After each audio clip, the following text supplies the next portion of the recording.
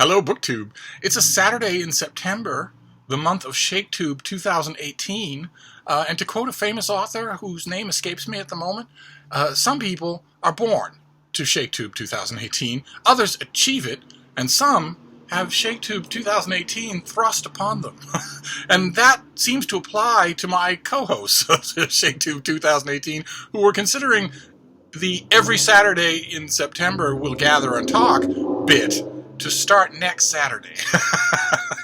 And I'm going to honor that. Of course, I am ready at the drop of a hat to bloviate about Shakespeare at any time of the day or night. But I want to talk about Shakespeare anyway in this first Saturday instead of letting the day just go to waste while I turn the camera on and stare in silence at you. So I came up with a list of Shakespeare books, sort of a Shakespeare starter kit, although the subject is so immense that it's hard to call it that. But I wanted to break down into 4 different categories Shakespeare books, and make some recommendations to you, just in case they're of interest to you prior to ShakeTube 2018 or just separate from it. And the first category is editions, because of course this is a 500-year-old author we're talking about. So the question immediately comes up: what edition should I read? What Shakespeare should I read? And one of the recommendations that I want to make is the First Folio. A facsimile, a Penguin Classic if there were one, a paperback of some kind of the First Folio with all of the preparatory material and hopefully lots and lots of good notes. The First Folio was put together by 2 of Shakespeare's old theatrical comrades 7 years after he died, collecting a whole bunch of his plays, including a whole bunch of plays that occur only in the First Folio. So if Hemingway and Condell had not made that book, we wouldn't have some of Shakespeare's greatest masterpieces. We'd only hear rumors of them, or have in some cases, very, very bad stage prompt editions, but nothing like a finished text by people who were right there to see and knew the difference between a prompt text and Shakespeare's own finished text. The First Folio is an amazing work. It really deserves a Penguin Classic of its own, because it makes clear, among many other things, that it's a book for readers, not for theatergoers. It grounds Shakespeare in the world of books, as if he needed that. His plays are entirely full of people reading. He especially once his theatrical venue moved from an open-air theater to a closed theater with better acoustics. Once he made that move, you have a closed theater with better acoustics. Not only do you have a higher-paying and more discriminating audience, but you also have the ability to complicate your dialogue in ways that would be totally lost on an open-air, a rowdy open-air theater where, people are picking pockets and selling treats and meeting people used to meet in the pit of the theater just to hang out and talk. That was like a club, and they didn't care that a play was going on. Once you move to a better venue, you move to a more literary work. You move to a place where people will not only be able to hear every nuance of what your characters are saying, but also might want to buy an expensive folio edition of your plays in order to read them at home. So the First Folio is really a thing to be experienced. You really should experience that, but it's not going to be anybody's go-to Shakespeare volume. So for a go-to Shakespeare volume, I do have one in mind. They're all huge. And there's a ton of Shakespeare scholarship. It is ongoing, but the one I'm thinking about accessibility. And when it comes to accessibility, there is no more magnificent one-volume complete Shakespeare than the Riverside Shakespeare. And the Riverside Shakespeare I have in mind is the first edition, the brown one. It's a big brown book. The way that you will know if your collected Shakespeare or Chaucer or anybody else is in the hands of textual revisionists and bored academics is if there are 2 versions of Hamlet, 2 versions of King Lear. Avoid such books at all costs. There are not 2 different versions of those things. Those are academic disputes that have mistakenly been smuggled into works that are going to be used by students. Instead, get a book like the first edition of the Riverside Shakespeare. Magnificent introductions, incredible notes, line variations all at the end with explanations for them too. Just an amazing work of scholarship.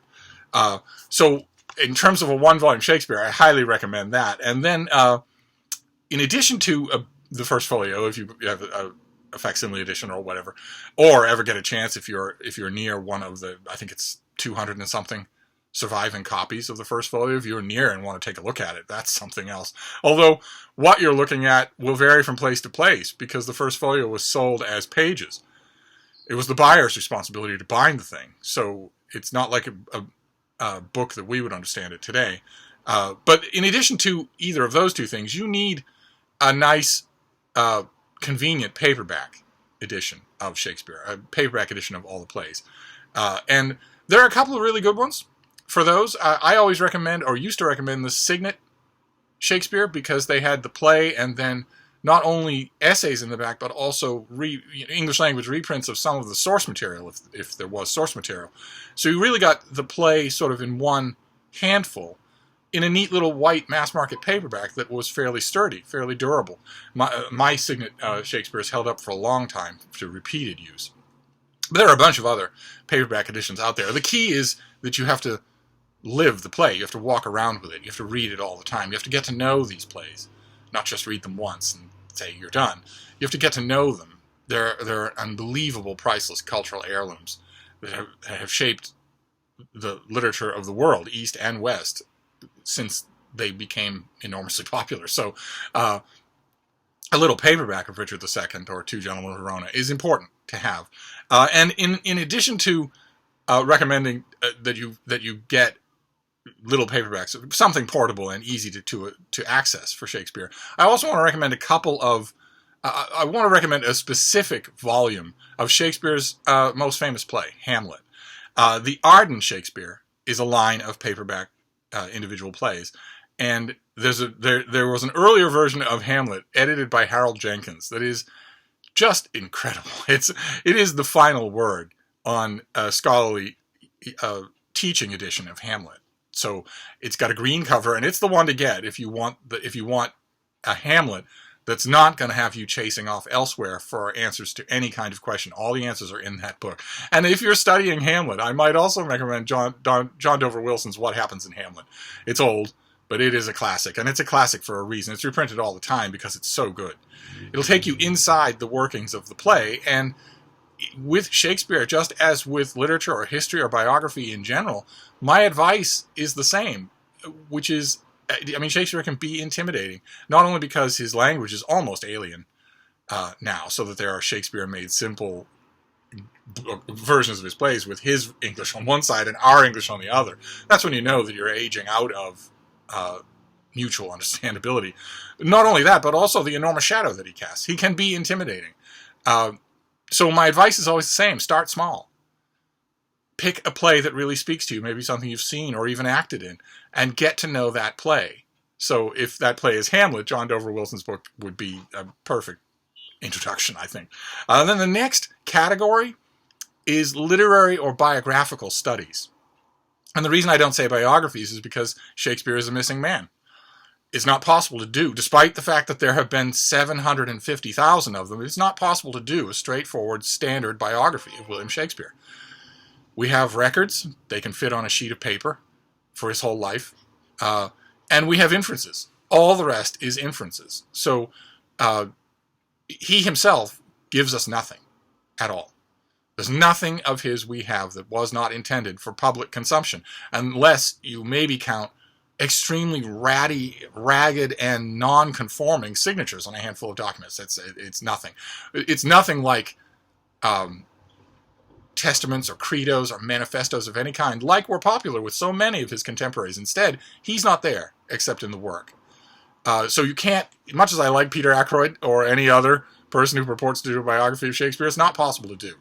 Instead, what you want is a biographical study, something that overlays what we know of his biography with what we can, infer from his circumstances, and then maybe studies his work with a slightly biographical slant or something like that. And I have a few of those to recommend. The first one being Shakespeare and the Earl of Southampton by G. Akrigg. I think we saw it on this channel. It's a full study of Southampton himself, of Thomas Wriothesley, but it's also a study of patronage and what we can reasonably infer of Shakespeare's relationship with Southampton. We don't know anything about that relationship at all, aside from the fact that on some level it existed. Shakespeare dedicated work to Southampton. That does not imply they knew each other. But you run a risk if you're a nobody artist and you dedicate a work to a nobleman that you don't know, that you have no connection with. that nobleman might not like it, might not like the presumption. And that would be really bad, because there were nothing like what we consider to be police. That nobleman would just have you dragged out of town and beaten purple. So we can infer that Shakespeare and Southampton probably had a relationship of some kind. But the book is really good, really, really good on the subject. And then another one is by Lukas Erne. It's fairly modern. It's Shakespeare as Literary Dramatist.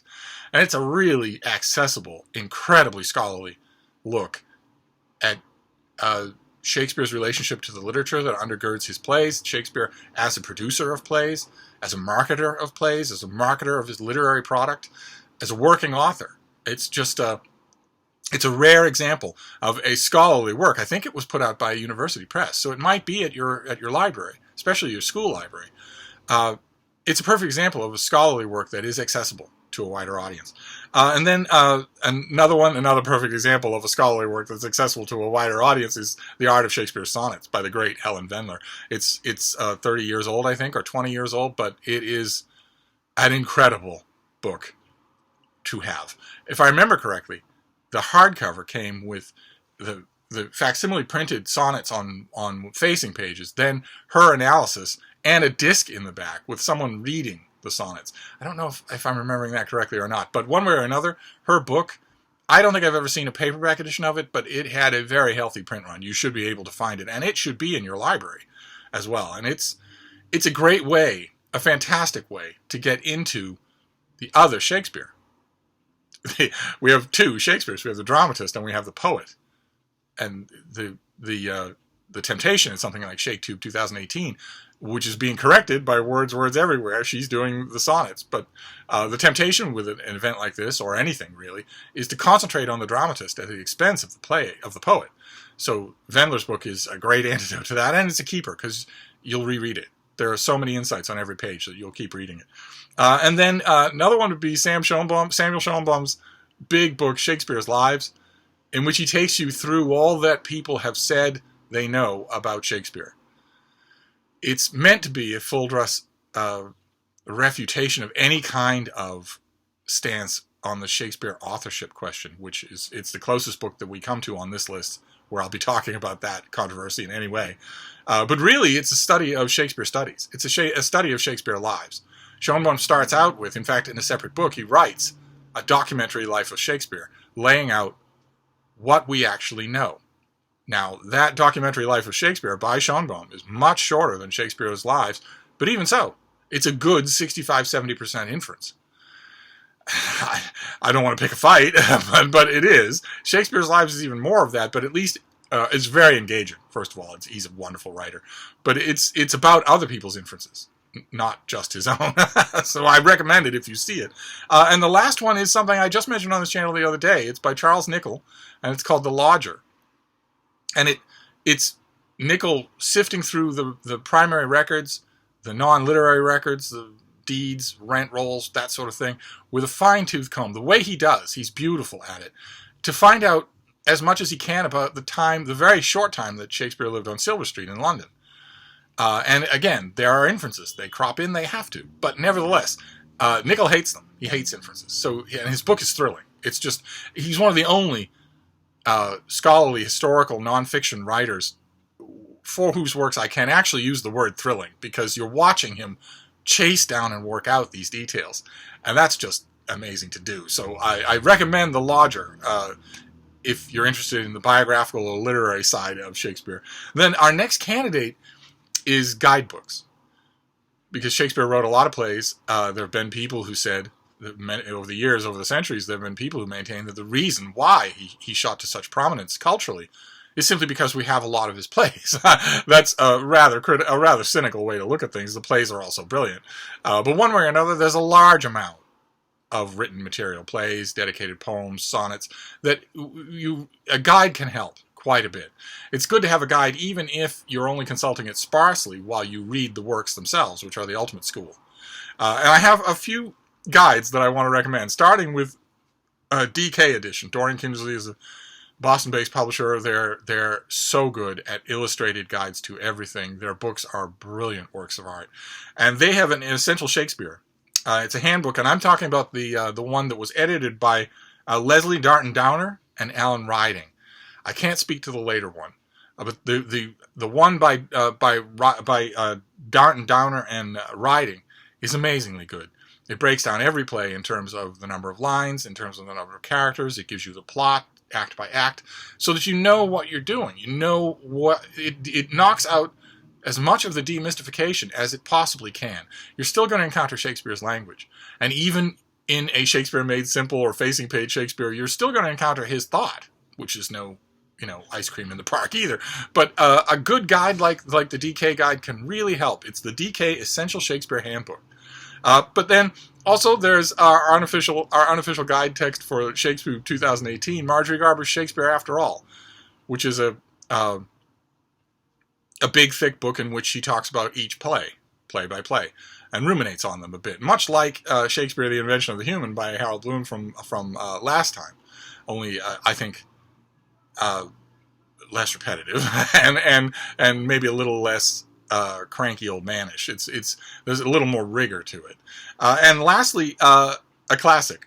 A Penguin classic, in fact. A Penguin classic I wish I had. It's a Penguin classic I always look for. It's A.C. Bradley's great, million times reprinted Shakespearean tragedy, in which he looks at the big four tragedies with a very literal sense of inquisitiveness that has often been mocked. How Many Children Hath Lady Macbeth? But that is still fascinating to read.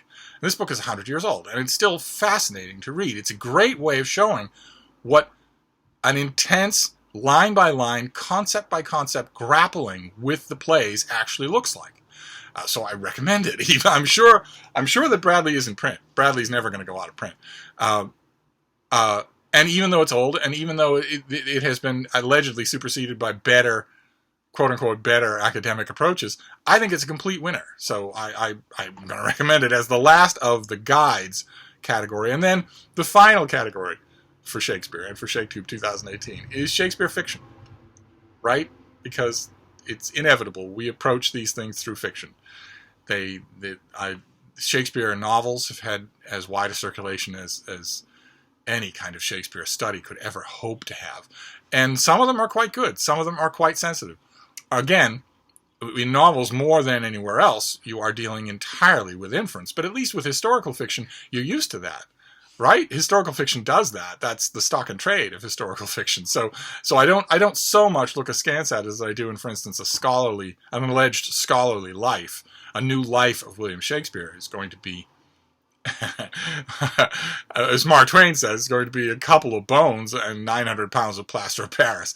But in a novel, that's perfectly acceptable. And I have a few that I want to recommend, starting with what I consider to be the greatest Shakespeare novel of them all, Will Shakespeare, by none other than John Mortimer, the author of Rumpole of the Bailey, who, it's the best William Shakespeare novel, even though it was as close to what Mortimer ever came to dashing something off. It was TV money. BBC was doing a multi-part production starring Tim Curry as Shakespeare and a whole bunch of other people. I think Al Swearingen is Ian McShane. I think he's Marlowe. It's been a long time since I saw it. It's probably all on YouTube. But one way or another, the decision was made we should have a book as well, and the brief went to John Mortimer, and he wrote a fairly fast novel, but I think it only benefits from that. It's not in print anymore, but it's if you see it at a used bookstore, it's well worth reading. And then the next one is by the mystery novelist Faye Kellerman, who wrote a huge novel called The Quality of Mercy, a big fat thing that is wonderful, hugely textured and richly atmospheric in a way that her murder mysteries are not. No knock to the murder mysteries, but it's a totally different register, and it's rare to see an author shift registers so completely and be successful in both. And The Quality of Mercy is the broad and even sometimes specifics outlines of the plot will be very familiar to you. They are very, very close, shall we say, to Shakespearean Love, the movie. In fact, or the proper way to say it is that Shakespearean Love is very, very close to The Quality of Mercy. In fact, a little too close. In fact, maybe litigiously close. But the book is, I'm sure it's had pretty reprints over the years, so I'm sure you can find a copy, and it's worth it. It's very good. And then there's Anthony Burgess. of course, talk about a dashed-off work. He wrote a book called Nothing Like the Sun a long time ago, his Shakespeare novel. Sort of a companion piece to Dead Man in Deptford, his Marlowe novel.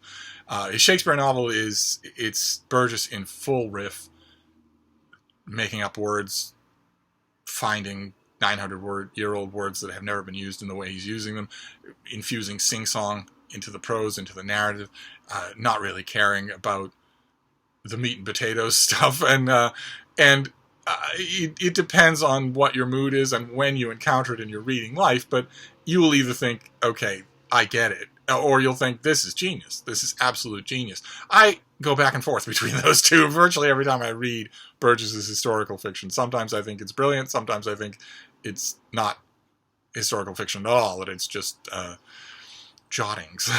But one way or another, Nothing Like the Sun is very much worth reading. Whether it annoys you at first or mostly at all or not, it's still very much worth reading. And the last one is tangentially Shakespeare. It's about